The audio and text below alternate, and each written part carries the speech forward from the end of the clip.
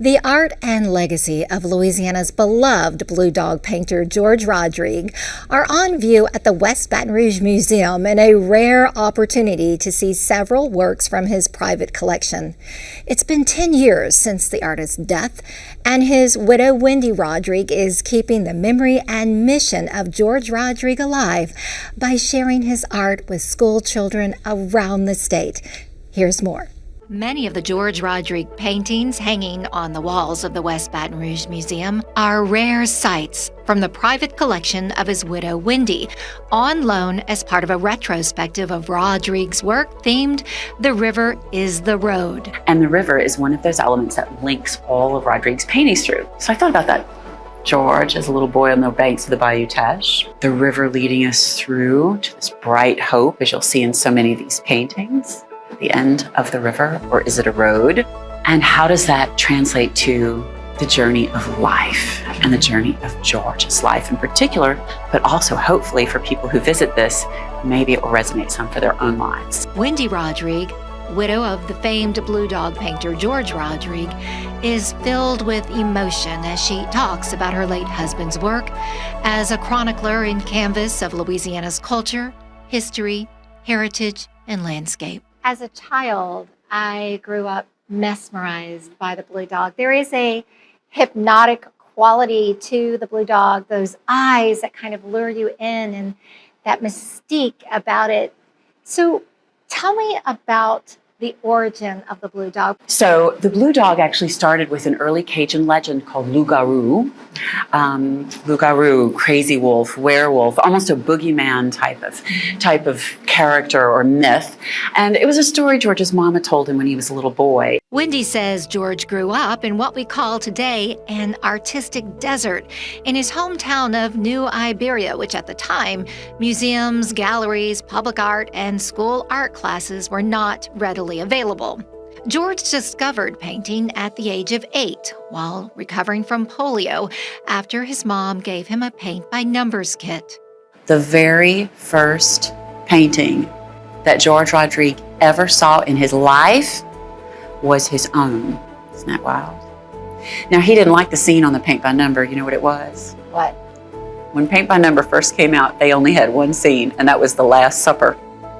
George attended what is now known as the University of Louisiana Lafayette and left before graduating to attend the Art Center College of Design in Los Angeles, only to discover it was a graduate program at the time. And I don't know if it's still true or not, but at that time, George Rodrigue was the only student they had ever accepted who did not have a degree. George came back to Louisiana and said, I'm going to do this at home. I want to capture Louisiana. That will be my subject. And so he came up with this idea to, well, as in the piece right here, to cut the tree off at the top. No one had ever done that consistently before in the American landscape painting. He changed American landscape painting, George did.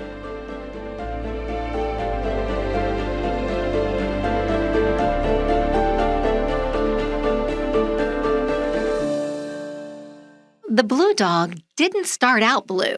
He was gray with red eyes. Blue was an artistic decision. He thought the night sky would cast that shade on its fur. He had changed the eyes to yellow, but it's in a very thick, goopy oil, so very intense, and no landscape. It was the first painting in 25 years that George had done that did not include a Louisiana landscape within it. That was big, and it was a real aha moment for him because he said he knew immediately that he had painted something exciting for him. When George first introduced the blue dog, much of the art world didn't get it. His friends hate it, his family hates it, the critics hate it, his collectors really hate it because they wanted what they already knew and the Cajun work. But George was very excited about it. He had pulled that nugget, that element out of the loup-garou and turned it into something else that he could use to express something completely different. Over time, the blue dog gained international fame, showing up on canvases, prints, objects, Neiman Marcus catalog covers, even a custom-painted car for the department store, and a Steinway piano to raise funds for the LSU School of Music. Before we finished our tour, I had to ask a personal question that had perplexed me for years. Why is the blue dog red? Why is there a red version of the blue dog? What's up with that, Wendy? And you're going to hate this answer, Karen, because it can be anything that you need for it to be or want it to be. But something that George felt was missing was that dark side, which he enjoyed exploring that. I mean, let's face it, we're in the bayous, and there's all kinds of, magic and wonderful mysticism that comes with being in Louisiana, right? And is so associated with it. So he liked that. So he thought, I know what I'll do. I'll have an alter ego for this blue dog. And that was the red dog. And that is how that began. It was kind of as a way of still carrying on the loup-garou through this red dog. Now, over time, it became other things as well.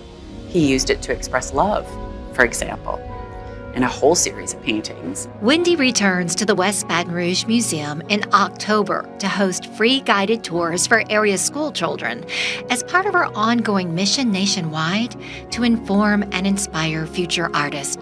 She's also traveling around the state, sharing George's paintings with school children. It's called the Life and Legacy Foundation, and I now have my status and to go national with it, and I hope to go eventually. I will go international with it also.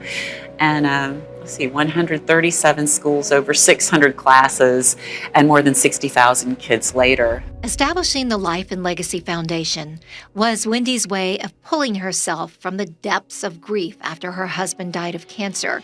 It was her way of finding purpose, a way forward, and keeping George's legacy alive.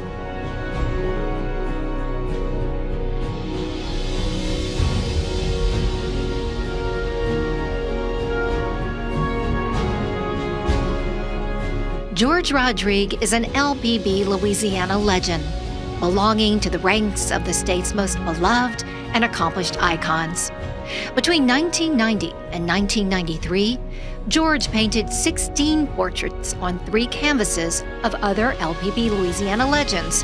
Today, his paintings are prized by collectors, and his joy of life, art, and altruistic efforts live on through his family, including the volunteer work of his widow, Wendy.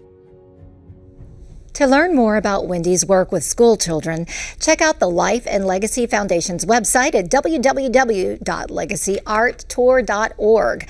The George Rodrigue exhibit, The River is the Road, runs through October 29th at the West Baton Rouge Museum. The artwork then travels for 2.5 years to Louisiana museums.